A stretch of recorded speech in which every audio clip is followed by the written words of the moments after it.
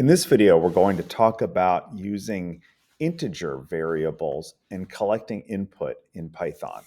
Here we go, my friends. Let's look in the lower right-hand corner where it asks, how many circles do I want?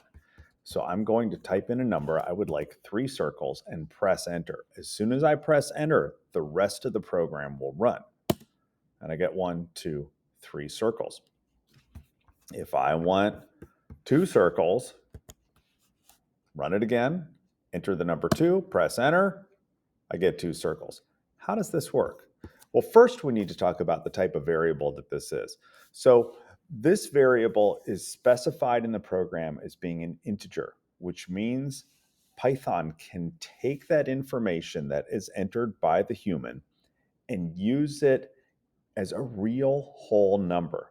That is, it could use it in calculation or measurement or to repeat a loop a series of times. Let's take a look at line 4. Number equals int input. How many circles do you want? Now check it out. Number is the variable. Equals int tells Python this is going to be an integer. Then there's an open parentheses, and then an input, and then another open parentheses, which is followed by whatever question I'm asking in quotes, and then 2 closing parentheses. When we start this off with number equals int, Python already knows the variable will be called number, and it will be an integer. Then input tells it to wait for some input from the user.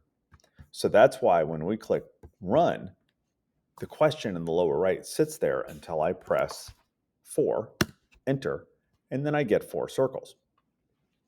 Now, in this case, you'll notice we have these 2 opening parentheses at the beginning. So we have to have 2 closing parentheses at the end of our line of code. That's why it's able to take that data and hold it as the variable, which is called number. Now, in my for loop, which starts on line 6, what's happening here? The magic really happens on line 6, for I in range parentheses number. Now, I could write this and put a number in there and it would always repeat 3 times. But instead, I would rather let the user answer my question on line 4, and then however many times they want the circle to repeat, it's going to carry that variable, bring it on over here to line 6, and it will reference the variable called number to repeat this however many times. So if I enter the number 4, it repeats this 4 times. Inside of the for loop, you'll notice everything is indented. Everything I want to have happening in my for loop has to be indented so that Python knows it belongs to this for loop right here. So the first time it goes through, it draws a circle of 50 pixels in radius. It lifts the pen up. It goes forward 20 pixels. It puts the pen down. It goes back to the top, draws another circle, and it will repeat that however many times I requested it to do it on line 4.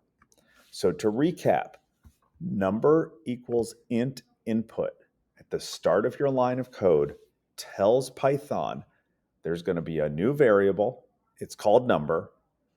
That variable will be an integer, and we're waiting for input before we do anything else.